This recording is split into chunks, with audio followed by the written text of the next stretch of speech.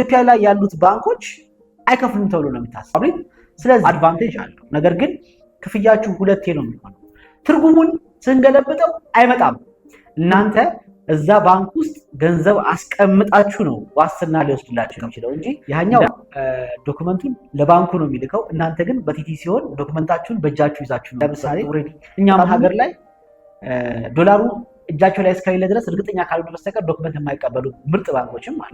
ባንኩ ከኮሚሽን ውጭ ምንም የሚያገኘው ነገር የለም። ባንኮች ደግሞ ኮሚሽን ብቻ አለ የሚፈልጉት በቃ።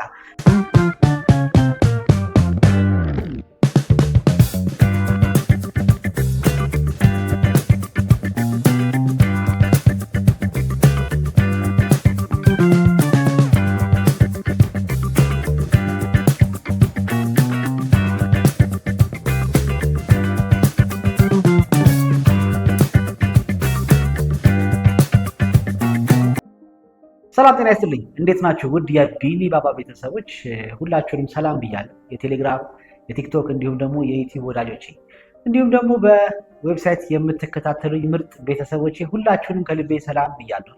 የዛሬው ርዕሳችን ሰሞኑን ስለተፈቀደው የቲቲ የ50,000 እርከን ነው። ብሔራዊ ባንክ እንዳሳወቀን ሰሞኑን የቲቲ ጣራ 50,000 እንደሆነ ነግሮናል። ስለዚህ ይህ ነገር ምን ማለት ነው? ምንስ አድቫንቴጅ አለው? ከዚህ በፊት የነበረውስ ምንድን ነው? ቲቲንስ በምን አይነት መንገድ ነው የምንጠቀመው? ምን አይነት የክፍያ ስርዓቶች አሉ? ያው ሁላችሁም ታውቋቸዋላችሁ። ይህንን ነገር ግን የምናገረው ለጁኒየሮች ነው እንጂ ለሲኒየሮች አይደለም። ሲኒየሮች ምንም ማብራሪያ የማይፈልጉ እንዴት ማድረግ እንዳለባቸው ትርጉሙም አያስፈልጋቸው።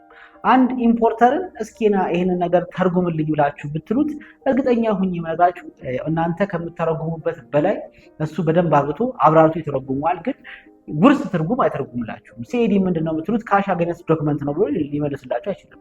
ቲቲ ምንድነው ብትሉት ቴሌግራፊ ትራንስፈር ነው ሊላችሁ አይችልም። እንዲሁም ደግሞ ኤልሲ ምንድነው ብትሉት ኤልሲ ማለት ሌተር ኦፍ ክሬዲት ነው ብሎ ሊተረጉምላችሁ አይችልም።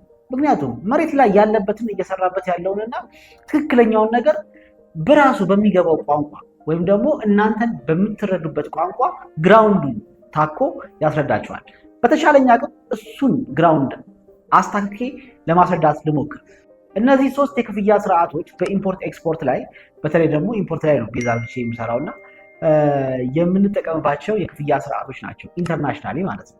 ግን እነዛ የክፍያ ስርዓቶች ውርስ ትርጉማቸው ቀጥታ ከኛ ሀገር ጋር ሲመጣ ፊት ያደርጋል ወይ ብላችሁ ጠይቁኝ። በፍጹም በፍጹም። ለምሳሌ ከመሃል አንዱን እናንሳ። ያው የቲቲዋን የ50,000 ጉዳይ እንመለስባታለን። እስኪ ስለ ትርጉሙ እናውራ።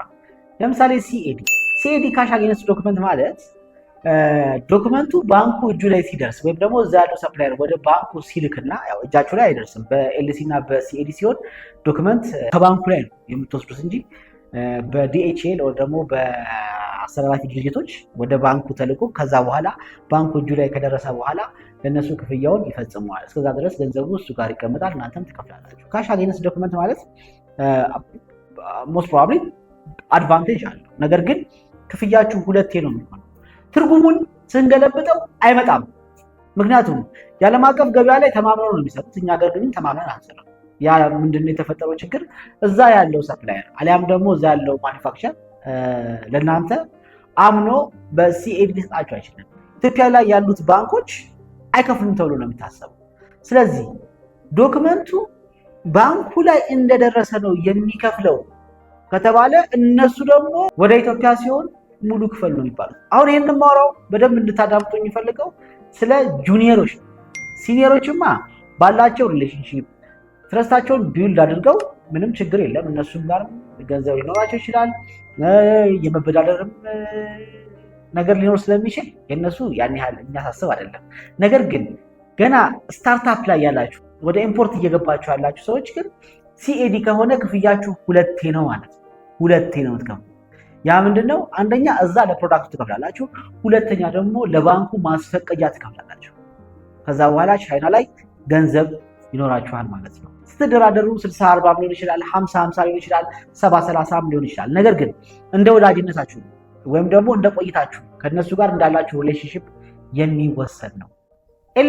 ኤልሲም ደግሞ ከዛ ብዙም የዘለለ አይደለም። አሁን ጥያቄው የትርጉም ጉዳይ አይደለም። እነዛ ውርስ ትርጉሞች ወደኛ ሀገር ሲገለበጡ በዛ መንገድ ይስተናገዳሉ ብላችሁ ከጠየቃችሁ በፍጹም አይስተናገድም። ቅድም ሲኤዲ ስንል ነበር፣ አሁን ደግሞ ኤልሲን እናንሳ። ጋራንት ነው። ባንኩ ለእናንተ ኃላፊነቱን ይወስዳል። ለእናንተ ለግብይታችሁ ጋራንትድ ይሆናል ማለት ነው። ሪስፖንሲቢሊቲን የሚወስደው ባንኩ ነው። ነገር ግን ባንኩ ለእናንተ ኃላፊነቱን የሚወስደው ገንዘቡን አስቀምጦ ነው። በሲኤዲ በኤልሲ ባንኮች ያላቸውን የዶላር መጠን ለእናንተ ለመስጠት ለምሳሌ ማስገባት የነበረባችሁ 100% ከነበረ በአሁን ላይ እነሱ ሴቪንግ ወይም ደግሞ ገንዘቡን ስለሚፈልጉት 150% 200% አስገቡ ብለው ይደራደራሉ። አሁን ትርጉሙ ለዚህ ይመጣል? በፍጹም እኮ አይመጣም። ስለዛ ነው አንዳንዱ ሰዎች ይወጡና ስለ ኤልሲ እና ስለ ሲኤዲ ስለ ቲቲ ምናምን ለማስረዳት ሲሞክሩ ቀጥታ ውርስ ትርጉም ወስደው ኤክስፕሌን ማድረግ የሚፈልጉ ሰዎች ማአት አይቻልም። ነገር ግን ግራውንድ ላይ እየተሰራበት ያለው ግራውንድ ላይ የሆነ ያለው ያህል ብላችሁ ብትጠይቁ ግን በፍጹም አይደለም። ስለዚህ እናንተ እዛ ባንክ ውስጥ ገንዘብ አስቀምጣችሁ ነው ዋስትና ሊወስድላችሁ የሚችለው እንጂ እንደ አንድ ባንክ ለእናንተ ይህ ከደንበኛዬ ኃላፊነቱን ወስጄ ቢያመጣ ይከፍላል ብሎ ጋራንቲ ሊወስድላችሁ አይችልም። ሌተር ኦፍ ክሬዲት። ሶስተኛው ቲቲ ቴሌግራፊክ ትራንስፈር።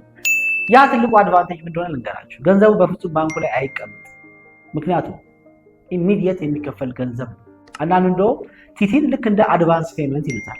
ቲቲ እኛ ሀገር ላይ 5000 ነበረ እርከኑ፣ የመጨረሻው እርከን 5000 ነበረች።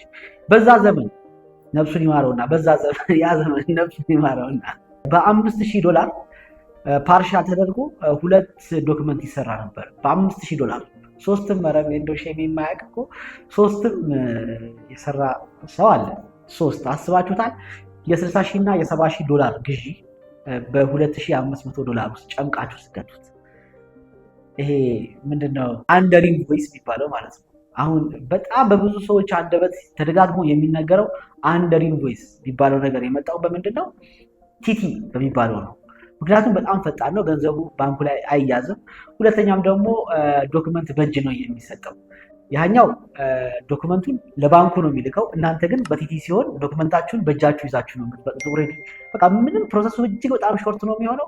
እቺ ትንሿ የምታስፈቅዷት እቺ $2,500 $3,000 $5,000 ምናምን የምታስፈቅዷት የአሷ ብር ያን ያህል የምታሳስብ አይደለም። ምክንያቱም የ$70,000 እና የ$80,000 ግዢ እራሳችሁ ስለምታደርጉ በዛ ዘመን ነፍሱን ይማረውና ከዛስ ምንድነው የምታደርጉት? ቲቲ 5,000 አስፈቅዳችሁ ፓርሻል አድርጋችሁ ቆራርጣችሁ 2 ዶክመንት ሰርታችሁበት በ$2,500 አንድ ዶክመንት ታስፈቅዱ። እናንተ ግን የምትገዙት በ$60,000 በ$70,000 በ$80,000 ነው። $70,000 $80,000 መንግስት አያውቀው። ያ ማለት የሚታወቅ ገንዘብ አይደለም። ስለዚህ እሱን ገንዘብ ህጋዊ ለማድረግ ምንድነው የምታደርጉት? ጨምቃችሁ ጠብ የምትለው አይለችም የመጨረሻ እሷ $2,500 ትባላለች። እዛ ውስጥ ነው የምትገባው። አንድን ፕሮዳክት እናንተ የገዛችሁት በ1000 RMB ከሆነ ወይ ደግሞ በ800 RMB ከሆነ በ15 RMB እንደገዛችሁ አድርጋችሁ ነው አይ ቲንክ በአቬሬጅ የሚመጣው፣ ወይም ደግሞ 10 RMB እንደገዛችሁ አድርጋችሁ ነው ባልገዛችሁበት ማለት ነው። ምክንያቱም ያቺ 2000 የምትመጣው ሲካፈል 10,000 ፍሬ ከሆነ ለ10,000 ፍሬ አድርጋችሁ 2,500 ታካፍሉትና እዛ ውስጥ ነው የምትከቱት። አሁን ያ ነገር የለም። ያው ሲጀምር ኤችኤስ ኮድም አለው። ከዛ ሊፈቀድበት የሚገባ ዋጋ አለ። እሱ ደግሞ እዛ ላይ ከሌላ ኢንተርናሽናል ማርኬቱ ምን ይመስላል የሚለውን ዌብሳይት ላይ ተገብቶ ይታያል። ከዛ በኋላ ነው ባንኩ ለእናንተ ያንን የኤልሲ የሚሆን የሲኤዲ የሚፈቅድላችሁ ማለት ነው። ጀስት ጎ ሄድ የሚለውን ምክንያቱም ብሔራዊ ባንክ በእነሱ ላይ ያስቀመጠው ህግና ደንብ ስላለ ከዛ ህግና ደንብ ስለማይተላለፉ ባንኮች አይ ቲንክ ትንሽ እንደሆነ እየገባችሁ ይመስለኛል። በአማርኛ ነው እያወራሁ። በአማርኛ ስላችሁ አንድ ኢምፖርተር ለእናንተ ኤክስፕሌን በሚያደርግበት መንገድ ነው እያወራኋችሁ ያለሁት እንጂ የቲቲ የሲኤዲ እና የኤልሲን ውርስ ትርጉም አጥቼ ትራንስሌት አድርጌ ና እንደማወራችሁ ከረንትሊ ያለውን ግራውንድ ላይ ያለውን እየተሰራበት ያለው ነገር። የቲቲ 50,000 መፈቀድ ታዲያ ምን ይጠቅማል? የቲቲ የ50,000 መፈቀድ ትልቁ አድቫንቴጅ ገንዘቡ ባንኩ ላይ አይያዝም። ምክንያቱም ዛሬ ባንኩ ኦርደሩን ጠብቆ ለእናንተ ሲፈቅድላችሁ ቴሌግራፊ ትራንስፈር ማለት ኢሚዲየትሊ ፔመንት ነው።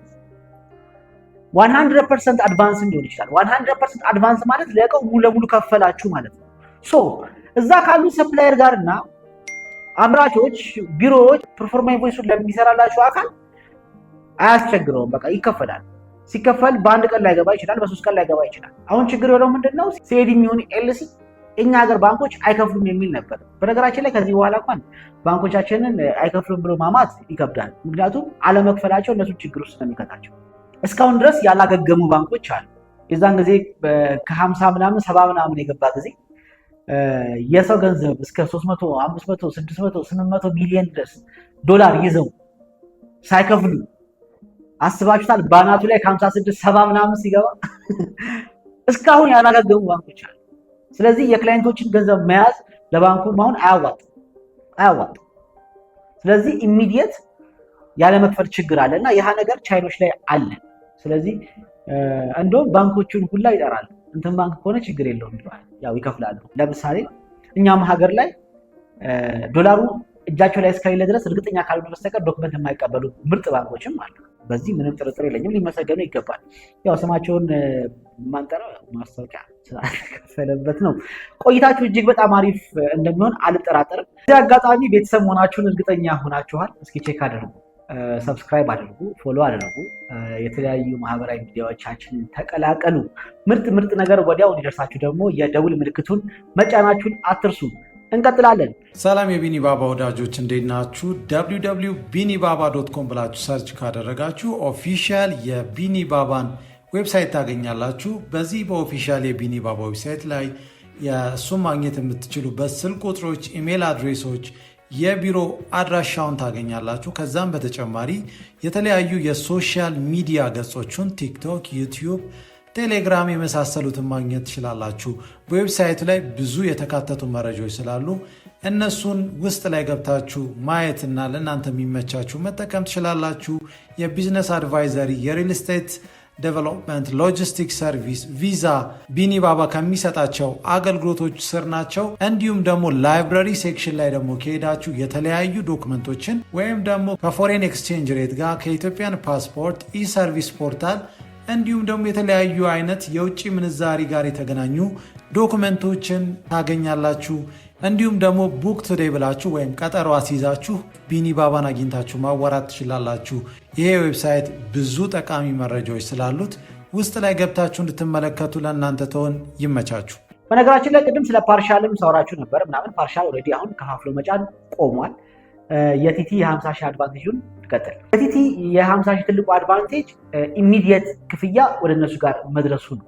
ነገር ግን ባንኩ እንደ ትናንትና በዛ ፍጥነት በቲቲ ያስተናግዳቸዋል የሚል ሀሳብ የለኝም። ምክንያቱም ባንኩ ከኮሚሽን ውጭ ምንም የሚያገኘው ነገር የለም። ባንኮች ደግሞ ኮሚሽን ብቻ አለ የሚፈልጉት። በቃ እየተጠራቀመ የገንዘብ መጠን ይፈልጋሉ። አካውንታቸው ውስጥ ገንዘብ እንዲኖር ይፈልጋሉ። አንዱን በአንዱ ማገላበጥ ይፈልጋሉ። ቲቲ ሲሆን ግን ኢሚዲየትሊ ያንን ገንዘብ ይከፍሉታል። እናንተም ያ ገንዘብ እንደተከፈለ ሆኖ የተላከበትን ስዊፍት ኮድ ይዛችሁ ስትልኩላቸው እነሱ ሲስተም ላይ ስዊፍት ኮድ ካለ ሁልጊዜ ገንዘቡ የት እንደደረሰውላ ታያላችሁ፣ ይመጣል። በዚህ ጊዜ ምንም ሊል ይችላቸዋል። ስለዚህ እነዛ ካምፓኒዎች ተከታትለው ያንን ገንዘብ ወደ ራሳቸው ያስገባሉ። የመዘግየት ችግሩ ያለው ከባንኩ ሳይሆን ያው ከከፈለው ባንኩ ከከፈለው በኋላ የመዘግየት ችግሩ ያለው እየሄደ ባለበት ሲስተም እንጂ ዞሮ ያው ዶላር ስለሆነ የአሜሪካንን ባንክ ካልነካ ስለማያልፍ ማለት ነው። እንደ ተረዳችሁኝ ተስፋ አደርጋለሁ። ማለት እንዲገባችሁ ብዬ የሆነ የመጨረሻ ክሊር ለማድረግ ነው እያወራሁ ያለሁት። ምክንያቱም እነዚህ የትርጉሞች ከጉግል ላይ ትራንስሌት ተደርገው ከሆነ ላይ ተወጣተው ወይ ደግሞ አንድ ትራንዚተር ሊሆን ይችላል አሊያም ደግሞ ዘርፉ ላይ የሌለ ስለሚያውቅ ወይም ደግሞ በቢዝነስ ሲማር ያወቀውን ነገር እናንተ ኤክስፕሌን በሚያደርግበት መንገድ ያንን አስባችሁ ወደዚህ ስትመጡ እንደምታስቡት አይደለም። ግራውንድ ላይ ያለው ይሄ ነው። ምንም እንግሊዘኛ ማውራራት ምናምን አያስፈልግም። በቃ የኤልሲ ጉዳይ ይሄ ነው፣ የቲቲ ጉዳይ ይሄ ነው፣ የሲኤዲ ጉዳይ ይሄ ነው። ገብቷችኋል? እንደተረዳችሁኝ አልጠራጠርም። ልሰናበታችሁ ነው። ይህ ሁሉ የሚሆነው ሀገራችን ሰላም ስትሆን ነው። ለሰላም የትኛውንም ዋጋ እንክፈል። አላህ ሀገራችንን ሰላም ያደርግልን። እጃችን ላይ ያለውን ሰላም እንጠብቅ። ኢትዮጵያ ለዘላለም ትኑር። ቴንኪዩ። ፎሎ፣ ሼር፣ ኮፒ ሊንክ፣ ሰብስክራይብ ማድረጋችሁን አትርሱ። ቢኒ ባባ